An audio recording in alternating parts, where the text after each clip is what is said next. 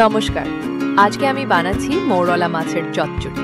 একদম গ্রাম্য স্বাদের ঐতিহ্যবাহী বাঙালি রান্না। প্রথমে 200 গ্রাম মৌরলা মাছ ভালো করে পরিষ্কার করে ধুয়ে নিলাম। এবার মাছের সঙ্গে নুন আর 1 চা চামচ হলুদ গুঁড়ো মেখে নিলাম। কড়াইতে সর্ষের তেল গরম করে মাঝারি আঁচে মাছগুলো হালকা ভেজে তুলে রাখলাম। এবার কড়াইতে তেল গরম করে পাতলা কাটা দুটো পেঁয়াজ দিয়ে ভেজে নরম করলাম। এর মধ্যে একটা কুচো করা টমেটো, 3-4টি ফালি করা কাঁচা লঙ্কা আর একটা লম্বা করে কাটা আলু দিয়ে নেড়ে দিলাম। এখন হলুদ গুঁড়ো, লাল লঙ্কার গুঁড়ো আর নুন মিশিয়ে কিছুক্ষণ ভাজলাম।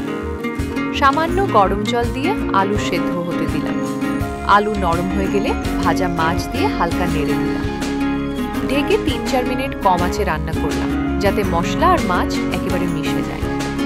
উপর থেকে ধনেপাতা ছড়িয়ে গরম ভাতের সঙ্গে পরিবেশন করলেই তৈরি হয়ে যাবে সুগন্ধি মৌরলা মাছের চচ্চড়ি।